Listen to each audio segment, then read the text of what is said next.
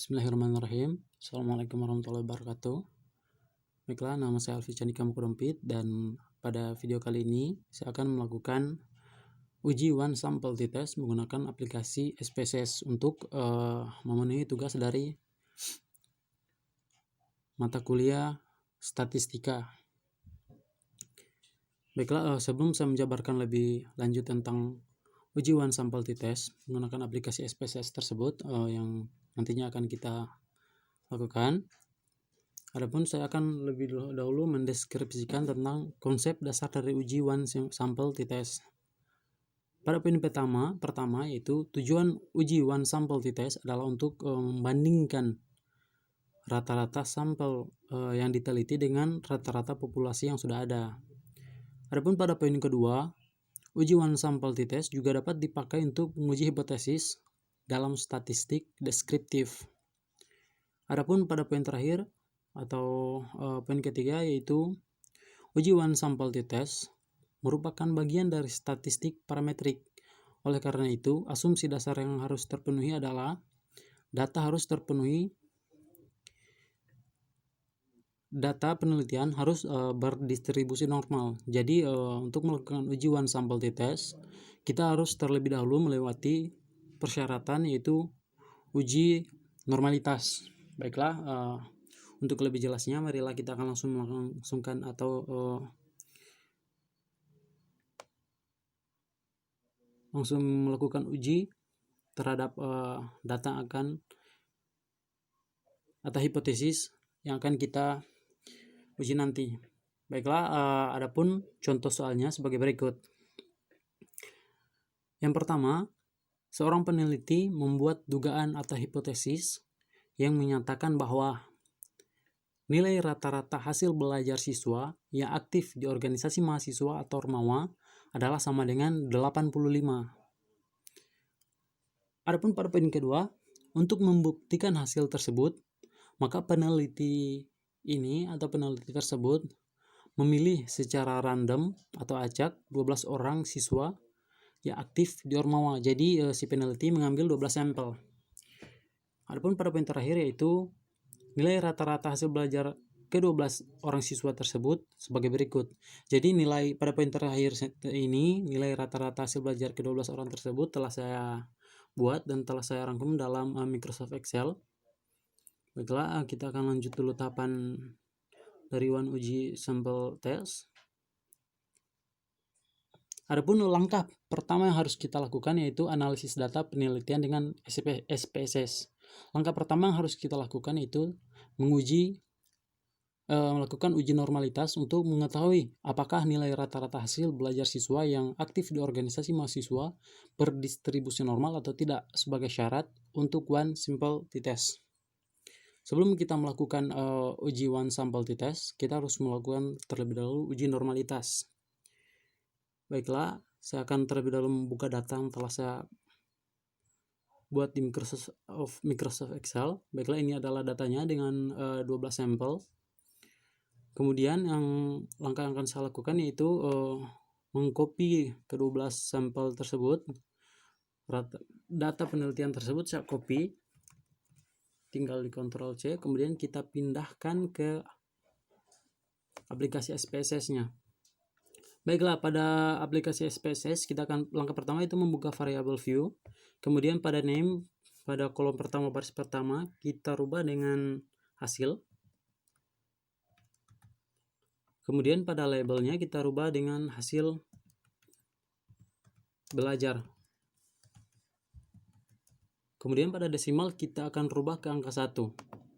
Kenapa kita rubah ke angka 1? Karena dalam data penelitian yang ada di Microsoft Excel, di sini di belakang koma terdapat satu angka. Jadi maka dari itu desimalnya di sini saya rubah ke 1. Jika ada 2 atau 3 angka di belakang koma, maka desimalnya akan mengikuti sesuai dengan angka tersebut. Baiklah, setelahnya kita akan menuju ke data view. Maka ini perubahan yang telah kita lakukan di variable view sebelumnya. Setelahnya kita tinggal memfaste datang telah kita copy di Microsoft Excel sebelumnya, tinggal di copy paste. Baiklah, ini datang telah kita copy sebelumnya dan telah kita pindahkan ke aplikasi SPSS. Adapun untuk melakukan uji normalitas, dasar pengambilan keputusan dalam uji normalitas yaitu jika nilai signifikan lebih dari 0,05 maka data tersebut berdistribusi normal. Tapi jika data tersebut nilai signifikansi kurang dari 0,05 maka data tersebut tidak berdistribusi normal. Baiklah, marilah kita akan lihat hasilnya. Adapun untuk tes atau uji normalitas cukup mudah, kita tinggal mengklik icon analyze, kemudian descriptive statistic, kemudian pilih icon explore. Setelah muncul notifikasi seperti ini, kita tinggal memindahkan hasil belajar ke dependent list. Klik seperti itu. Kemudian kita klik plots. Kemudian kita beri tanda centang pada normality plots with test. Setelah tahapan itu selesai, kita tinggal klik continue. Oke, baiklah. Setelah kita menyelesaikan tahapan-tahapan tersebut, kita tinggal klik OK. Dan ini adalah output dari langkah-langkah yang telah kita lakukan tadi. Jadi ini adalah outputnya. Baiklah, dari output ini nantinya kita akan mendapatkan hasil dari uji normalitas. Kita terus scroll ke atas. Ini. Jadi pada tabel atau kolom test of normality akan menentukan hasil dari uji normalitas yang telah kita lakukan sebelumnya. Baiklah, saya akan membuka lagi file dokumen. Dasar keputusannya yaitu jika nilai signifikansi lebih dari 0,05 maka data berkontribusi normal. Sebaliknya jika nilai signifikansi kurang dari 0,05 maka data tidak berkontribusi normal. Di sini pada tabel test of normality kita akan mengambil pada bagian Shapiro-Wilk. Nilai signifikansi pada Shapiro-Wilk. Dan di sini nilai signifikansinya berjumlah 0,349 yang artinya lebih dari 0,05, maka kita dapat mengambil kesimpulan bahwa data tersebut, data penelitian yang kita miliki tadi berdistribusi normal. Kenapa saya mengambil pada kolom atau bagian Shapiro-Wilk? Karena sampel yang saya punya itu lebih dari kurang dari 50. Jadi kedua-duanya ini merupakan data yang akan kita ambil jika kita melakukan uji normalitas. Tapi perbedaan dari keduanya yaitu Shapiro-Wilk dan Kolmogorov-Smirnov yaitu jika kita mengambil nilai signifikansi di Shapiro-Wilk jika sampel yang kita miliki kurang dari 50 orang. Tapi jika sampel yang kita miliki lebih dari 50 orang, artinya kita akan mengambil nilai signifikansi dari Kolmogorov-Smirnov.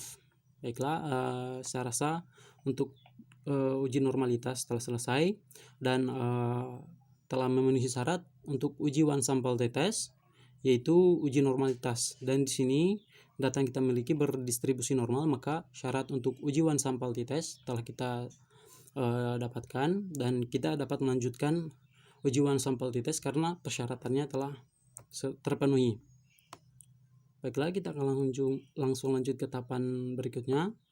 Adapun hipotesis penelitian, yaitu peneliti yang di atas tadi, yaitu HO sama dengan nilai rata-rata hasil belajar siswa yang aktif organisasi mahasiswa sama dengan nilai 85. Adapun HA-nya sama dengan nilai rata-rata belajar siswa yang aktif Ormawa tidak sama dengan 85. Baiklah, kita akan langsung ke tahapan berikutnya. Adapun dasar pengambilan keputusan dari uji one sample t-test ada dua cara yang dapat kita lakukan atau kita ambil, yaitu dasar pengambilan keputusan dalam uji one sample t-test dapat dilakukan dengan dua cara. Yang pertama dengan membandingkan nilai signifikansi dengan 0,05, Kemudian cara kedua yaitu dengan membandingkan nilai T hitung dan nilai T tabel. Baiklah, untuk lebih jelasnya agar kita dapat lebih paham, maka saya akan langsung membuka aplikasi SPSS dan akan langsung melakukan tahapan-tahapan atau uji untuk mendapatkan hasil dari uji one sample t-test. Langkah pertama harus kita lakukan setelah kita membuka aplikasi SPSS, maka kita akan menekan icon analyze, kemudian pilih icon compare means, kemudian pilih one sample t-test. Tinggal diklik. Setelah muncul icon seperti ini atau notifikasi seperti ini, kita tinggal memindahkan hasil belajar ke dalam kolom test variable. Kemudian test value-nya kita rubah ke 85. Sebagaimana hipotesis dari peneliti yang mengatakan bahwa rata-rata nilai belajar siswa yang tercover Ormawa itu 85. Setelahnya kita klik option. Nah, di sini tingkat kepercayaan yang dimiliki sini itu 95, jadi itu adalah tingkat kepercayaan default dan kita tidak perlu melakukan perubahan apapun di sini. Tinggal kita klik continue. Langkah selanjutnya kita klik OK. Maka setelah kita selesai melakukan tahapan-tahapan tersebut, maka ini adalah output dari tahapan-tahapan yang telah kita selesaikan sebelumnya.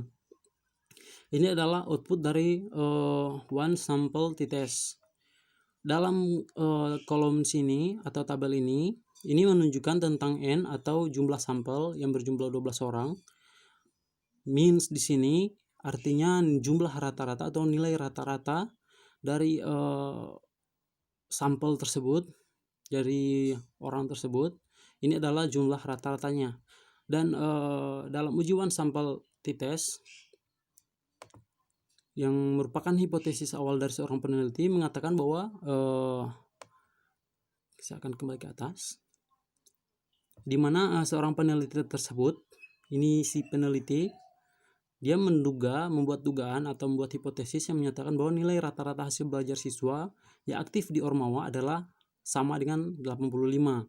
Dalam tabel one sample statistik, di sini ada pada bagian means, di sini menunjukkan rata-rata nilai dari siswa tersebut, dan di mana rata-ratanya yaitu berjumlah 88,208, yang artinya lebih dari hipotesis awal atau dugaan awal dari si peneliti yang berjumlah 85. Dari sini kita dapat memberikan kesimpulan awal bahwa hipotesis dari seorang peneliti tersebut bisa saja ditolak, karena dari sini saja kita sudah dapat melihat bahwa hipotesisnya atau dugaannya itu salah. Baiklah, untuk lebih jelasnya dan lebih lengkapnya dan lebih detailnya, mari kita akan langsung menuju ke tabel kedua, di mana tabel tersebut akan menunjukkan lebih detail lagi tentang uji one sample t-test, yaitu pada tabel one sample t-test. Baiklah, saya akan perbesar. Oke.